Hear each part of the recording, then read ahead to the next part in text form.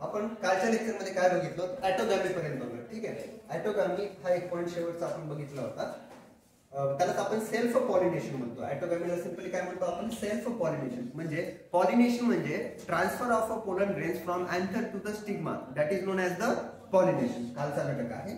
आणि त्याच्यानंतर सिंपली एक ॲटोगॅमी म्हणजे, आता ॲटोगॅमी पासून जे फ्लावर तयार होतात they are morphologically and genetically identical to each other. Okay, आणि काही ऑलवेज रिमेंबर मधले पॉइंट आहेत, आपण ते बघूया. काय बघूया, flowers which use autogamy. Okay, असे फ्लावर्स जे काय यूज करतात ॲटोगॅमी म्हणजे self pollination, consist of several adaptation. त्यांच्यामध्ये काय झालेले असतात, अनेक अडॅप्टेशन झालेले असतात of a flower to facilitate this process. Okay, स्वतःच काय करायचं, आपल्याला तिथं पॉलिनेशन करायचंय म्हणून या ठिकाणी काही अडॅप्टेशन झाले त्या फ्लावर मध्ये. It occurs without external pollinating agent. Okay, आता पॉलिनेटिंग एजंटची गरज आहे का, फ्लावर तेच आहे, अँड्रोसियम त्याच्यातच आहे, गायनोसियम त्याच्यातच आहे, त्यांना बाहेरून पॉलिनेशन करायची गरज आहे का, नाही. मग त्याला म्हणायचं no external pollinating agent is a required, त्यांना गरज नाही. पण आता बघा इथे बघा, वेन फ्लावर ओपन, जेव्हा फ्लावर कसं असते open to expose its sex organ, it is called as the chasmogamous. आपल्या पेपर मध्ये एवढंच असते की बाबा ओपन फ्लावर कोणता आहे त्याचं नाव घ्यायचं चास्मोगॅमस. चष्मा माहिती आहे, पुढे असते ओपन आहे म्हणून त्याला म्हणायचं चास्मोगॅमस, लक्षात ठेवण्यासाठी.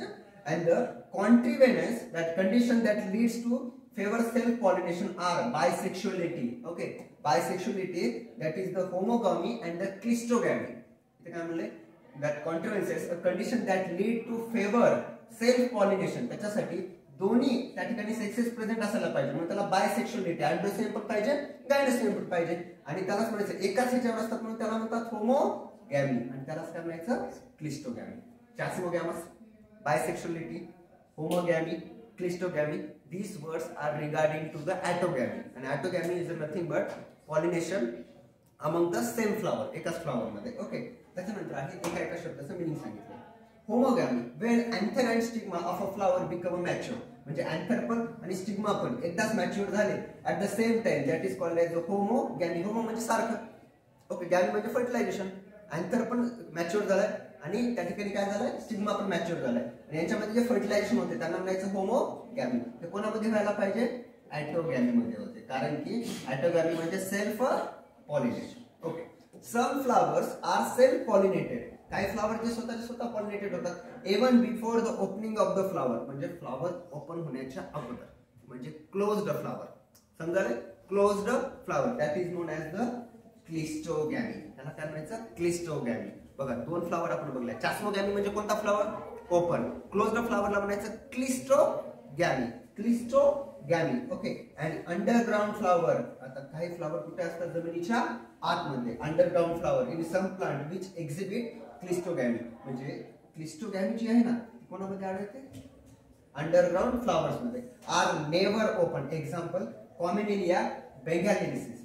काय बघा, बेंगॅलेन्सिस. ओके, त्याच्यातलं फक्त हे नाव लक्षात ठेवा, commelina, that is the cleistogamy type of flower.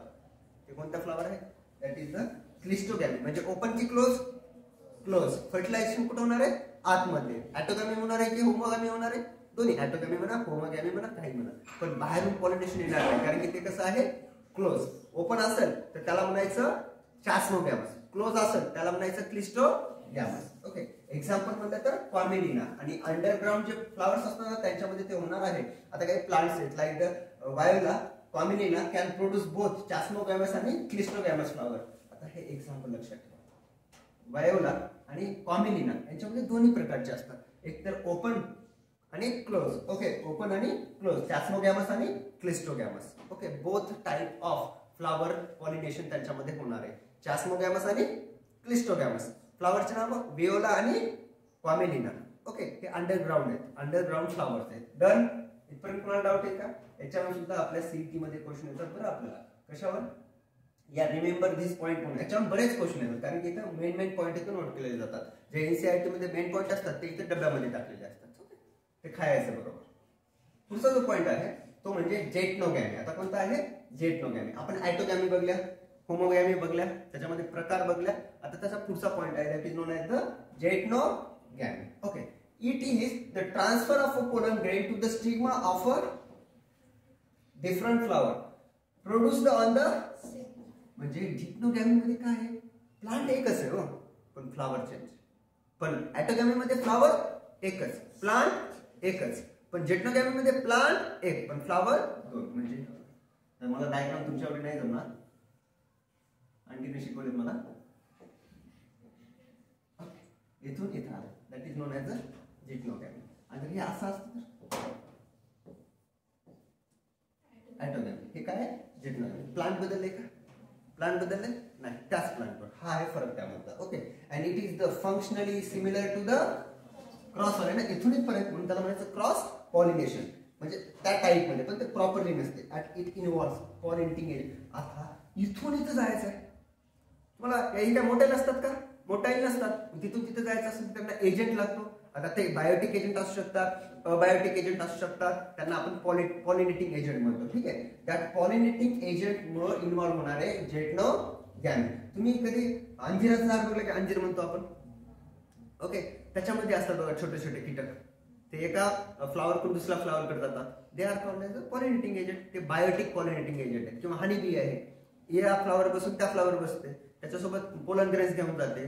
ते काय आहे? ते कोणत्या टाइप मध्ये येणार आहे? जेटनोगॅमी मध्ये येणार आहे. Okay. It involves the pollinating agent but it can not bring about the genetic variation and is only ecologically significance. Okay. आता इथं खूप महत्वाचं स्टेटमेंट आहे. यांच्या जीन्स मध्ये काय चेंज होणार आहे का? बरं, जे प्लांटचा जीन आहे तो फ्लावरचा जीन आहे, जो या फ्लावरचा जीन आहे तो त्या फ्लावरचा जीन आहे, आणि त्या दोघांमध्येच पॉलिनेशन झाले. मग यांच्यामध्ये जेनेटिक व्हेरिएशन होईल का? नाही. म्हणून ॲटोगॅमी असू द्या, जेटनोगॅमी असू द्या, they are identical, genetically identical असणार आहे. पण याचा थोडासा वापर होणार आहे in a significance, only of the ecological significance मध्ये त्याचा वापर होतो. जसं की कुकरबिटा मॅक्झिमा. एक्झाम्पल लक्षात ठेवायचं, पेपरमध्ये एक्झाम्पल येतात. Cucurbita maxima. It is the similar to the autogamy as a pollen grains some from a some plant. काय म्हणलं? Autogamy as pollen grains come from a. हा पण एक पॉईंट येऊ शकतो की व्हॉट इज द अँटोगॅमी. आणतो माहिती आहे मला शब्द? आणतो म्हणते आपण, पोलन ग्रेन आणतो म्हणजेच अँटोगॅमी. हसायचं नाही, असंच असतं बरोबर ना. आणतो काय मला मी पोलन ग्रेन कम म्हणजे काय? आणले. That is autogamy. म्हणजे pollen grains come from a same plant. म्हणून त्याला म्हणायचं अँटोगॅमी. ANTO. होमोगॅमी समजलं, अँटोगॅमी समजलं, जेटनोगॅमी समजलं, ॲटोगॅमी समजलं, क्लिस्टोगॅमी, क्लिस्टोगॅमस फ्लावर, आणि अजून एक चास्मोगॅमस फ्लावर्स. ओके. एवढे कन्सेप्ट आहे जे लक्षात ठेवायचे आहे. असं का बघत आहे? समजलं चाललंय? आता नेक्स्ट आहे that is the xenogamy. Okay. X तुम्हाला क्रॉस दिसाले ना, मला एक्स ड्रॉ करायचं असं असते ना, म्हणून याला म्हणायचं क्रॉस पॉलिनेशन. ओके. झिनोगॅमी मध्ये कसं असते? Cross pollination. आणि आता क्रॉस म्हणजे आउट. आउट म्हणजे ते आपल्यावर नाही, आउट ब्रीडिंग म्हणतात त्याला. Out breeding. इन ब्रीडिंगचं तो होतं, हे कसं आहे? Out breeding. ओके. तर या ठिकाणी दोन पॉईंट तुम्हाला नावावरून समजतात. झिनोगॅमी मध्ये क्रॉस पॉलिनेशन होते आणि ह्याच्यामध्ये ब्रीडिंग कशी आहे? आउट ब्रीडिंग होते. This it is the type of a cross pollination. Okay. एक टाइप आहे क्रॉस पॉलिनेशनचा. when pollen grain from one flower, आता बघा, एका flower, one flower is deposited on the stigma of a flower of a different plant. जर तुम्हाला कोणी विचारलं की बाबा जेटनोगॅमी, ॲटोगॅमी आणि या दोघांमधला सेम काय? काहीच नाही. फ्लावर प्लांट एकच आहे. फ्लावर ॲटोगॅमी मध्ये सेम असतं. ओके. त्याच्यानंतर दुसरं कोणतं आहे? दुसरं जेटनोगॅमी मध्ये काय असते? फ्लावर दोन असतात, प्लांट एकच असते. आणि झेनोगॅमी मध्ये फ्लावर तर अलगच आहे आणि प्लांट पण अलग आहे. म्हणजे काय म्हणले? Different plant. प्लांटच डिफरंट आहे. बिलॉंगिंग. आणि इथे एक वाक्य लक्षात ठेवा, same species with the help of the pollinating agency it generates genetically varied offspring. इथं जेनेटिकली व्हेरिड ऑफस्प्रिंग होते. आता दोन व्यक्ती त्यांचे जीन्स सारखे असू शकतात का? जसं व्यक्ती आहेत तसे दोन प्लांट्स आहेत पण एका स्पेसिस आहेत, त्यांचे जीन्स सारखे असतात का? नाही. पण त्या ठिकाणी जर पॉलिनेशन झालं तर ते जेनेटिकली सारखे असतील की वेगळे? वेगळे. म्हणून ते आर जेनेटिकली व्हेरी असतात. Very, VARIES. व्हेरीज म्हणजे डिफरंट असतात. हा एक फरक आहे, इथं लक्षात ठेवायचं. ओके. आता त्याच्यावर मला थोडंसं तुम्हाला वेगळ्या पद्धतीने सांगावं लागेल. एक मिनिट. याच्यावर पेपरमध्ये क्वेश्चन येणार आहे. कोणालाही येणार म्हणजे येणार.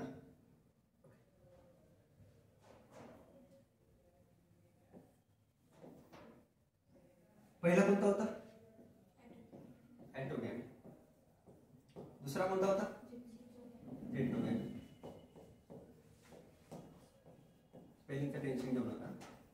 त्याच्यानंतर काय आहे झेनोटाइप. आता तुम्हीच मला क्वेश्चनचे आन्सर देता का. सेम फ्लावर आहे, सेम प्लांट आहे, same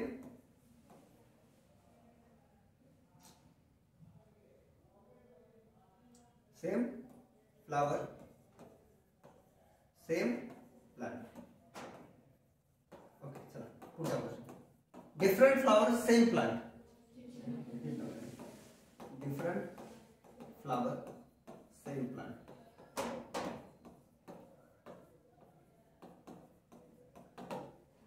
different flower different plant same species. शिल्लक राहील ना. आता तिसऱ्याला उत्तर सगळे जण द्यालेत बरं, मला माहित नाही दोघांना दिलं नाही. तिसरं हा आता राहणारच काय. वा डिफरंट फ्लावर. खरं तुमच्यासारखे विद्यार्थी लाभा, मला लाभले आम्हा सौभाग्य मिळाल्या तुम्ही. डिफरंट प्लांट उज्ज्वल भविष्य सेम.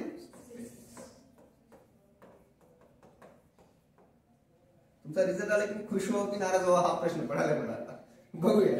ओके इथपर्यंत जेनेटिकली व्हेरीज कोणामध्ये असतात. जेनेटिकली कसे असतात हे व्हेरी असतात. व्हेरीज म्हणजे डिफरंट. जेनेटिकली सेम कोण असतात. इकॉलॉजिकली बेनिफिशियल कोण असतात. बरोबर आहे ना. मला पुढचा क्वेश्चन आहे बघूया. चॅस्मोगॅमस आणि क्लिस्टोगॅमस कोणामध्ये येतात. इथे येऊ शकणार कारण की क्लोज फ्लावर मध्ये कुठला स्टिग्मा आणि स्टाईल काय येणार आहे कुठलं जमत नाही. हा स्लाइटली डिफरंट आहे. याच्यावर पेपर मध्ये क्वेश्चन येईल, लिहून देतो. पुढे तुम्हाला कसं माहिती विचारायचं नाही. आम्हाला वरून फोन येतात हे असते. मला सांगितलं ना रिझन काय असते. कारण की कन्सेप्ट आहे ते येणार आहे. कारण कन्सेप्ट बायोतलं काही चेंज होत नाही. सायन्स मधल्या गोष्टी चेंज होत नाही. हे काय करंट अफेअर नाही. काल एखादं सरकार आज दुसऱ्याचं सरकार असं नसते. Human beings are human beings. बदलणार आहेत का. हा मग ते उत्क्रांतीचा सिद्धांत म्हणावा लागेल आपल्याला. इव्हॉल्युशन ते शिकायचं आपल्याला सांगा. Majority of flowering plant depend on the transfer of pollen grains. Majority of flowering plants हे कशावर डिपेंड ट्रान्सफर करणार आहेत पोलन ग्रेन्स. आणि virtually all the seed plant need to be a pollinated. आणि जर आपण वरवर जर बघला तर सगळ्या सीडला किंवा त्या सीडला काय करावं लागेल. सीड प्लांटला पॉलिनेशन करावं लागेल. आता ते बायोटिक होईल किंवा अबायोटिक होईल. And most of the food and fiber crops grow through the world depend upon the pollinators for the reproduction. म्हणजे आपलं कॉटन आहे ना, कॉटन कॉटन कापूस कपास म्हणतात. त्याच्यामध्ये सुद्धा पॉलिनेटिंग एजंट लागणार आहे. फायबर सिल्क आहे. सिल्क नसतं कशाचं तो आला पॉईंट आहे. हा पॉईंट लक्षात ठेवा. The agent responsible for pollination. Pollination आता LIC विकणाऱ्यांना काय म्हणतात. LIC एजंट म्हणतात की नाही. एजंट म्हणतात का कारण की कंपनी एकाची विकायला एक घ्यायला दुसरंच. तसंच पोलन ग्रेन एक कसा नेऊन द्यायला एक घ्यायला तिसरंच. त्याला एजंट म्हणायचं. दोघांचा मधला जो व्यक्ती असतो एजंट. ओके माझ्याकडे बघू नका. LIC माझ्याकडे नाही आहे. ठीक आहे. तर agents responsible for the pollination have been group into 2 main categories. किती कॅटेगरी आहे. 2. त्यातली पहिली जी कॅटेगरी अबायोटिक एजंट्स. ओके निर्जीव जे असतात ना त्यांचा जर वापर होत असेल. निर्जीव आपल्याकडे बघायचं नाही. निर्जीव म्हणजे हवा पाणी वारा या गोष्टी त्या अबायोटिक एजंट. आणि बायोटिक एजंट म्हणजे सजीव ते सगळे. ओके त्याचा पहिला जो आहे abiotic agent. They are called as the non living agent which include the wind and water. Wind म्हणजे वारा आणि वॉटर म्हणजे पाणी. ठीक आहे. आणि त्यामधला पॉलिनेशन बाय द विंड. आता हे नाव पाठ करायचं पेपरला येऊ शकते. कोणतं. ॲनिमोफिली म्हणजे काय. ॲनिमोफिली. ॲनिमोफिली दॅट इज द पॉलिनेशन. काय असणार आहे. फिली म्हणजे पॉलिनेशन. ॲनिमो म्हणजे विंडच्या द्वारे वाऱ्याच्या द्वारे म्हणून त्याला म्हणतात ॲनिमोफिली. त्याला काय म्हणायचं anemophily. Anemophily is called as the pollination by the wind. Wind तुम्ही जे म्हणतात. Most of the important crop plants are wind pollination. Wind pollination this include wheat नंतर त्याच्यानंतर रे कोणतं आहे बार्ले आणि ओट्स. ठीक आहे लक्षात ठेवा. Most of the plants crop plants crop खाण्यासाठी जे आपण वापरतात ना जे प्लांट्स क्रॉप प्लांट्स ते काय करतात पॉलिनेशन होते हवेमुळे. आपल्याला एवढंच माहिती आहे की हवेचा वापर आपण श्वास घेण्यासाठी श्वास सोडण्यासाठी एवढाच करतो. त्याचा वापर फुग्यामध्ये करण्यासाठी एक करतात. त्यासोबतच त्याचा वापर पॉलिनेशनसाठी केला जातो. हवा नसतं तर हे पण झालं नसतं. लक्षात ठेवा.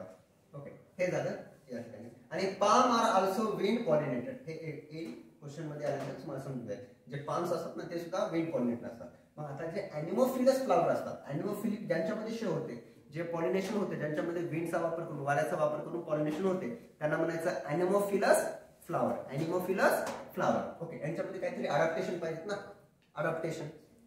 त्यातलं पहिला जे फ्लावर्स असतात ना ते खूप स्मॉल असतात. फ्लावर्स आर स्मॉल, इनकॉन्स्पिक्युअस, म्हणजे ठळक दिसत नाही, इनकॉन्स्पिक्युअस. ओके, आणि सगळ्यात महत्वाचं काय, कलरलेस आणि विदाऊट. मला सांगा, हवा म्हणते का? हे हवा, हे हवा मला म्हणते, म्हणणार नाही, त्याला काय करायचं, गाणं म्हणायचं नाही. तर हवा मध मागत नाही, ते कोणाला पाहिजे, हनीबीला. ते अलग गोष्ट, ते बायोटिक मध्ये येते. अबायोटिकला काय द्यायची गरज आहे, सगळं नाहीये. तो कलरलेस आहे, त्याला नेक्टर नकोय, काहीच नकोय, त्याला फ्रॅग्रन्स, सुगंध पण नसते, and no fragrance, without nectar आणि फ्रॅग्रन्स. म्हणजे तुम्हाला जर विचारलं ॲनिमोफिलस फ्लावर कसं ओळखायचं, काहीच नाही, ते स्मॉल असतात, इनकॉन्स्पिक्युअस असतात. ओके, त्याच्यानंतर त्यांच्यामध्ये नेक्टर नसते, ते कलरलेस असतात आणि त्यांना फ्रॅग्रन्स नसते. विंडला काय गरजेचं आहे का या गोष्टी? नाहीये, म्हणून त्या गोष्टी त्यांच्यामध्ये असणार नाहीये. ठीक आहे. ओके, पुढचं आहे बघा, बायोलॉजी अशी एक गोष्ट लक्षात ठेवा, जे ऑल ऑर्गॅनिझम जे असतात लिव्हिंगचा फायदा असेल तरच त्यांच्यामध्ये बदल घडते. बरं, आता इथं बघा, विंडला काय म्हणजे त्या वाऱ्याला काय द्यायचं होतं का फ्लॉवरला, म्हणून त्यांच्यामध्ये अडॅप्टेशन झाले नाही. पण ते जर हनीबी असती तर त्यांना एकदम अट्रॅक्टिव्ह फ्लॉवर तयार करावं लागलं असतं, नेक्टर तयार करावं लागलं असतं, फ्रॅग्रन्स तयार करावं लागलं असतं, जेणेकरून ते अट्रॅक्ट करते. हे गोष्ट लक्षात ठेवली की क्वेश्चन सॉल्व्ह होतो. पुढे कीर्तन ऐकल्यासारखं ऐकू नका, इमॅजिन करा. The pollen grains are light in a weight. आता हवेमध्ये उडायचं आहे, तुम्ही कसं उडायला, अभ्यास झाला थेरीचा, उडू नका, ते लाईट वेट पाहिजे, हलके पाहिजे माझ्यासाठी.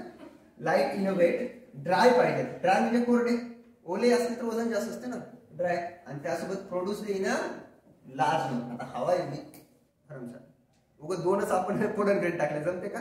नाही, ते in a large in numbers, त्यांची संख्या कशी पाहिजे, जास्त, to increase the chances of the pollination आणि wastage of the pollen grain. म्हणजे वेस्ट झालं तरी काय केलं जातं, टेन्शन नाहीये, पॉलिनेशन होणार. त्याच्यामुळे त्यांचे नंबर जास्त असतात, हलके असतात, ड्राय असतात. ही गोष्ट लक्षात ठेवायची. कोणाविषयी चाललंय, हे ॲनिमोफिलस विषयी चाललंय. आणि यांचा स्टिग्मा जो असतो तो फेदरी असतो. फेदरी म्हणजे पंखासारखा, फेदरी म्हणजे पंखासारखा. त्याला ट्रॅक करावं लागेल ना. सपोज हे फ्लावर आहे सपोज, आणि इथून एखादा पोलन ग्रेन चालला, ह्याला पकडेल कसं? आता त्या पोलन फ्लावर या पोलन ग्रेनला पकडेल कसं? नाही पकडू शकत. पण इथं फेदरी लाईक आहे. ठीक आहे, फेदरी लाईक जर असेल, सिंपली असं जर मी पकडलं, हे फेदर लाईक आहे, वरून एखादा पोलन ग्रेन आला, मी असं फेदरला पकडू शकतो ना. म्हणून हे जे अडॅप्टेशन असणार आहे, फेदरी लाईक फ्लावर, हे कोणामध्ये आढळते, ॲनिमोफिलस मध्ये. म्हणून the stigma is the feathery. कोणाचं स्टिग्मा? त्या ॲनिमोफिलस फ्लावरचं. टू ट्रॅप, ट्रॅप म्हणजे पकडणे, काय, pollen grains bye the wind currents. आता हे करंट म्हणजे हवेचा झोका, झोका आपला नाही, हवेचा झोका, काय म्हणतात त्याला, झोका असतो ना, झोका म्हणतात त्याला. ठीक आहे, विंड करंट्स सोबत येणारे त्यांना पकडण्यासाठी काम करतात. दिसाले पुढे बघा, stamens are exerted with the long filament. आता स्टेमन्स यांचे कसे असतात, लांब असतात, long filament, and versatile anther, म्हणजे हवेच्या यांच्यानुसार ते हलू शकतात simply. And stamens and stigma are exposed to air, कारण की त्यांना त्यांचे पोलन ग्रेन कुठं सोडायचे, हवेत. मग त्यांना एक्सपोज कुठं पाहिजे, हवेमध्ये, टू द करंट. आता इथे एक स्ट्रक्चर आहे, इथपर्यंत आहे. Male inflorescence, that is the tassels. याला काय म्हणायचं, टॅसेल्स. याला फ्लॅग लीफ म्हणायचं. झेंडा कसा पडतो तसा, flag type, that is the flag leaf. टॅसेलचं इंटरनोट फक्त लक्षात द्या, ह्याच्यातून क्वेश्चन येत नाही. ओके, स्टाईल आहे ती. त्याच्यानंतर फिमेल इन्फ्लोरन्स आहे, एअर. मक्याचं कणीस आठवते तुम्हाला, मक्यामध्ये कॉर्न म्हणतात त्याला, आठवते, त्याच्यावरती केसासारखा असतो, ते फेदरी असते, त्याचंच काम आहे ते पोलन ग्रेनला पकडणं. समजाले? आता कळलं का त्याचा वापर काय, खाण्यासाठी नाही येते. ओके, या ठिकाणी बघा, त्याला सीड म्हणतात. आपण जे खातो ते सीड असते. हे लीफचं स्टाक आहे, हे स्टाक आहे, स्टेम आहे, या ठिकाणी प्रॉप रूट्स आहेत आणि खाली रूट्स आहेत. म्हणजे इथं बघा, पॉलिनेशन बाय द विंडचं एक्झाम्पल काय आहे, मेजर. ओके, लक्षात ठेवायचं. असं एवढं लक्षात, आपण adaptation for the wind pollination बघितलं. ओके, पुढे आहे ऑलवेज रिमेंबर. ठीक आहे, ठेवूया. The pollens of the wind pollinated plants are most frequently associated with the symptoms of the hay fever among the people those sensitive to the pollens, and it is caused by the hypersensitivity to the pollen. Okay, शेतामध्ये गेले, काही काही जणांना सहन होत नाही pollen grains, body सरसर करायला लागते, शिंका येतात. ह्या गोष्टी का, कारण की हवेमध्ये काय असतात, आणि काही जणांना त्याची काय असते, त्याला म्हणायचं हायपर सेन्सिटिव्हिटी. म्हणजे समजायचं की बाबा तिथे काहीतरी होते, दिसत नाही ना, एवढे छोटे छोटे असतात ते आपल्याला दिसतील का नाही, पण आपली बॉडी त्यांना काय करते, रिॲक्ट करते, म्हणून त्याला हायपर सेन्सिटिव्हिटी म्हणायचं. फक्त लक्षात ठेवा. पुढे आता पॉलिनेशन बाय वॉटर, हवेमुळे करत असतील त्याला ॲनिमोफिली. आता पाणी म्हणजे water, H2O. Okay, that is the hydrophily. आता पाण्याची बघूया. Found only in some 30 genera, किती 30 जणांमध्ये, ऑफ ॲक्वॅटिक मोनोकॉट्स. ओके, कोणामध्ये ॲक्वॅटिक मोनोकॉट्स. एक्झाम्पल वॅलिसनेलिया, हे पेपरला येते कोणता की बाबा हायड्रोफिली हे कोणामध्ये होते, वॅलिसनेलिया, झूस्टेरा आणि सेरॅटोफायलम. वॅलिसनेलिया, झूस्टेरा आणि सेरॅटोफायलम मध्ये काय होते, हायड्रोफिली. मेज मध्ये कोणतं होतं, ॲनिमोफिली. झूस्टेरा मध्ये कोणतं होतं, हायड्रोफिली. ओके, त्याच्यानंतर काय आता याचे अडॅप्टेशन आहे. जसं अडॅप्टेशन ऑफ द आपण कोणाचे अडॅप्टेशन बघले होते आपण, ॲनिमोफिलस फ्लावर जे हवेमुळे होतात. आता जे बघायला आपण ते हायड्रोफिलस फ्लावर्स बघायला. आता पाण्यामध्ये राहतात ना हे, ठीक आहे, ते फ्लावर्स कसे आहेत, इनकॉन्स्पिक्युअस. हे स्मॉल कोणामध्ये असतात, जे अबायोटिक एजंट असतात ना, हवा, पाणी, यांच्यासोबत त्यांचे फ्लावर जे असतात स्मॉल असतात आणि इनकॉन्स्पिक्युअस असतात. आणि यांची perianth and other floral parts are the unwettable. आता यांची जी पेरियंथ असते अनवेटेबल. पाण्यामध्ये राहायचं, ओलं होऊन चालेल का नाही, म्हणून ते फ्लावर ओले होत नाही, कोरडे असतात. म्हणून तुम्ही कधी कमळाचं हे बघलं ते, त्याच्यावर थेंब टाकला तर थेंब तिथे चिटकून बसतो का, थेंब खाली पडतो, कारण की ते अनवेटेबल असतात. ओके, त्यांच्यावर पाणी थांबत नाही. हायड्रोफोबिक असतात, सिंपली जर म्हणायचं म्हटलं तर हायड्रोफोबिक असतात. त्याच्यावर एक क्युटिकलचं मेम्ब्रेनस कव्हरिंग असते. ओके, लक्षात ठेवा. पुढे पोलन ग्रेन्स आर लॉंग. आता हा जे पोलन ग्रेन असतात ना, इथं बघा पोलन ग्रेन कसे तिथले लॉंग आहेत आणि पाण्यामध्ये भिजतील का, unwettable due to the presence of the mucilage. कस का, त्याच्यामध्ये काय प्रेझेंट असते, म्युसिलेज. काय प्रेझेंट असते, म्युसिलेज. ओके, आणि नेक्टर आणि फ्रॅग्रन्स काय गरज आहे, पाणी म्हणते का मला नेक्टर पाहिजे असं काय म्हणते का नाही, म्हणून ते काय गरज नाही. ओके, हा सेम आहे. त्याच्यामध्ये हायड्रोफिली इज ऑफ 2 टाइप्स. 2 प्रकारचे हायड्रोफिली असतात. ओके, पाण्याद्वारे. त्यातलं पहिलं आहे हायपोहायड्रोफिली. हायपोहायड्रोफिली म्हणजे पॉलिनेशन ऑकर. हायपो म्हणजे खाली, हायपो म्हणजे काय, खाली म्हणजे बिलो इंग्लिश मध्ये. म्हणजे pollination occur below the surface of the water. म्हणजे पाण्याच्या खाली जर पॉलिनेशन होत असेल त्याला म्हणायचं हायपोहायड्रोफिली. पाण्याच्या खाली, म्हणून त्याला म्हणायचं hypohydrophily. Okay, here the pollen grains are heavier than the water. पाण्याच्या खाली जायचं, हलका असलं जमते का, जड पाहिजे, म्हणून पोलन ग्रेन्स कसे असतात, जड, पाण्यामध्ये ते जातात. Okay, heavier than the water. Sink म्हणजे तळाला जाऊन बसणे. Sink down and caught by the stigmas of the female flower. Example zostera. Okay, आता मी तुम्हाला ते एक्झाम्पल ड्रॉ करून दाखवतो. असं डायग्राम तरी थोडक्यामध्ये. ही पाण्याचं सरफेस आहे. ओके, जायचं असेल जाऊ. ओके, इथे एक फ्लावर आहे, इथे एक प्लांट आहे. ओके, इथे एक प्लांट आहे, हे त्याचे स्टेमल्स आहेत. ओके, हे पाण्याच्या खाली आहेत ना, पण याला म्हणायचं बिलो, म्हणायचं याला हायपो. पाणी आहे ना म्हणून हायड्रो. पॉलिनेशन आहे ना म्हणून फिली. हायपोहायड्रोफिली. आता इथून पोलन ग्रेन आले. पोलन ग्रेन जर हलके असतात कुठे आले असते, वर, पण हे कसे असतात, जर आणि खाली येतात आणि तर पॉलिनेशन होत. समजलं. ओके, म्हणून याला म्हणायचं हायपोहायड्रोफिली. एक्झाम्पल काय आहे, झूस्टेरा. ओके, याचं याला म्हणतात सी ग्रास. जसं जमिनीवर घास असते ना, ग्रास असते, तसंच समुद्रामधली जी ग्रास असते त्याला म्हणायचं झूस्टेरा. आणि त्याच्यामध्ये कोणत्या पद्धतीचं पॉलिनेशन होते, हायपोहायड्रोफिली प्रकारचं होते. ओके, आणि याचे जे पोलन ग्रेन्स असतात ते कसे असतात, आता पोलन ग्रेन लांब पाहिजेत ना, छोटे असून जमेल का, पकडावं लागेल त्यांना. They are long, ribbon like असतात, त्यांना पाण्यामध्ये राहायचे ना, रिबन लाईक. आणि हे कसे असतात, विदाउट एक्झाईन. त्यांच्यावर एक्झाईन नसते. मला माहिती आहे 2 लेअर असतात, एक एक्झाईन आणि एंटाईन. हायपोहायड्रोफिली मध्ये जे पॉलिनेशन होतात त्यांचे जे पोलन ग्रेन्स असतात त्यांच्यामध्ये काय नसते रे, एक्झाईन नसते. काय नसते, एक्झाईन नसते. ही गोष्ट लक्षात ठेवायची आहे तुम्हाला. पुढचा घटक इपिहायड्रोफिली. आता पाण्याच्या मध्ये, पाण्याच्या वर तर काय असेल ना, म्हणून इपी म्हणजे वर. इपी म्हणजे काय, वर. That is the epihydrophily. पाण्याच्या वर जे पॉलिनेशन होते त्याला म्हणायचं इपिहायड्रोफिली. पाण्यामध्ये प्लांट आहे बरं, पण त्याचं तोंड वर आहे. ओके, म्हणून त्याला म्हणायचं epihydrophily. The pollen grains float. आता पाण्यावर तरंगावं लागेल, खाली जायला जमते काय, pollen grains float on the water surface and reach the stigma of the female flower. Example vallisneria is the submerged dioecious fresh water aquatic plant. हे लक्षात ठेवू नका, फक्त एवढं लक्षात ठेवा. तुम्ही कधी नोटीस केलं का, समुद्राच्या किनारी जास्त करून तुम्हाला नारळाची झाडं असतात आणि वरून नारळ पडते, पाण्याने वाहत जाते, नवीन प्लांट तयार करते, पाण्याच्या वरून चालेल ना, म्हणून याला म्हणजे इपी. पाण्याचा वापर करायला हायड्रो, पॉलिनेशन वाले हायड्रोफिली, म्हणून इपी हायड्रोफिली. समजा ना. पाण्याच्या मध्ये एक आहे नाही वर, त्याचं एक्झाम्पल आहे वॅलिसनेरिया. एक्झाम्पल पुढे डायग्राम आहे वॅलिसनेरिया. ओके, दॅट सबमर्ज्ड म्हणजे अर्धवट पाण्यामध्ये बुडालेले म्हणजे submerged. Okay, female flower reach the water surface. Okay, आता फिमेल फ्लावरला पॉलिनेशन होणार आहे ना, पोलन ग्रेन जातो ना की स्टिग्मा. मग स्टिग्मा पाण्याच्या वर आलेला असते. ओके, आणि वरून तरंगत तरंगत पोलन ग्रेन येते, त्याला पकडते, पॉलिनेशन होते. That is the epihydrophily. That female flower reach the water surface temporary to insure pollination and the male flower float on the surface of the water. आता इथे बघा काही गोष्टी आहेत ज्यांच्यामध्ये अडॅप्टेशन पाहिजे.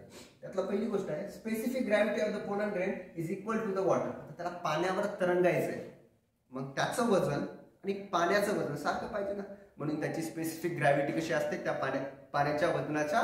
जसं तुम्ही जर पाण्यामध्ये कागद टाकल्या उडाला जाते का ते, का पाण्यावर तरंगते, कारण की तो हलका आहे कोणापेक्षा, पाण्यापेक्षा. मग तसे पोलन ग्रेन तसे तयार होतात. Okay, that's why they float on the surface of the water. दुसरं, सम ॲक्वॅटिक प्लांट्स आर ॲनिमोफिलस. ॲनिमोफिलस म्हणजे हवेचा वापर करून, आठवते ना, ॲनिमोफिलस म्हणजे हवेचा वापर करून. त्याच्यामध्ये आहे पोटॅमोगेटोन आणि हॅलोगॅरिस, हे एक लक्षात ठेवा. मे बी आलं लिहू शकते. काही ॲक्वॅटिक प्लांट आहे जे हवेचा वापर करून सुद्धा काय करतात, त्या ठिकाणी पॉलिनेशन करतात. ॲनिमोफिलस आहे, त्यांच्यामध्ये पोंटॅमोलस, पीएच लक्षात ठेवा, APH.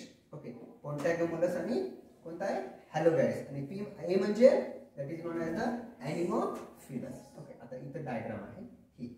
आता तुम्हाला लोटस माहिती आहे, कमळाचं, बीजेपी म्हणणार झालं, कमळ म्हणणार. लोटस, वॉटर हायसिंथ आणि water lily, they are the some example of epihydrophily, पाण्याच्या वर तरंगतात. ओके, एक वर्षाचं एक्झाम्पल आहे. Female and female plant of the vallisneria. Okay, त्याचा हा मेल फ्लावर पाण्याच्या मध्ये आहे बरं. हे मेल फ्लावर पाण्याच्या मध्ये असतो, पाण्यामधून तो त्याचे पोलन ग्रेन सोडतो. मग पाण्यासोबत ते हलके असतात, वर वर येतात, वर आले आणि वर कोणता फ्लावर आहे, फिमेल. मग हे वर आले की इथून इथून जातात आणि फिमेल फ्लावर त्यांना पकडतात आणि काय होते, पॉलिनेशन. समजलं? ओके, म्हणजे या वॅलिसनेरिया मधला जो फ्लावर आहे तो पाण्याच्या मध्ये आहे. फ्लावर म्हणण्यापेक्षा पोलन ग्रेन्स, आणि फ्लावर त्याचा कुठे आहे, बाहेर होता. सेम अशा पद्धतीने इथून पोलन ग्रेन पडले, पाण्याचा प्रवाह असतो, पाण्यासोबत ते वर वर येतात आणि इथला असत पकडतात आणि त्यामध्ये काय होते, पॉलिनेशन होते. याला म्हणायचं इपिहायड्रोफिली. हायड्रोफिलीचे किती प्रकार असतात, 2 प्रकार, एक हायपोहायड्रोफिली आणि दुसरा इपिहायड्रोफिली. ओके, हे झाले एजंट विषयी. आता आपण जे बघला ते होते अबायोटिक एजंट. ओके, आता आहेत बायोटिक एजंट. आता कोणते एजंट आहेत, बायोटिक एजंट म्हणजे जैविक agent. It includes living agents. यांच्यामध्ये कसे एजंट असतात, ते लिव्हिंग असतात. अबाउट किती %, 80%. म्हणजे जेवढे आहे त्याच्यापैकी 80% पॉलिनेशन कोणामुळे होते, बायोटिक एजंटमुळे होते. Of plants require the help of the other living moving creatures, प्राणी such as the insects, birds, bats, snails to transfer their pollen from the flower to the another flower of the stigma, and these also sustain the ecosystem and produces the natural resources by helping the plant and reproduce. बघा, Biotique agent नसते तर plant मध्ये reproduction झालं असतं का, म्हणजे Biotique agent abiotic agent हे दोघं पण महत्वाचे, म्हणून तर त्याला इकोसिस्टीम म्हटलंय. ओके, इकोसिस्टीम मेंटेन करण्यासाठी या सगळ्या गोष्टी असतात. पुढे बघा, पॉलिनेशन बाय द इन्सेक्ट. आता मी थोडंसं रिव्हिजन करतोय. जर हवेमुळे होत असेल त्याला ॲनिमोफिलस म्हणायचं, ॲनिमोफिली. पाण्यामुळे होत असेल तर हायड्रोफिली म्हणायचं. मग आता इन्सेक्टमुळे होत असेल तर त्याला म्हणायचं इंटेमोफिली. इन्सेक्ट्स, ई आय म्हणताना तुम्ही त्याला समजायचं ई, आणि काय म्हणायचं, इंटॅमोफिली.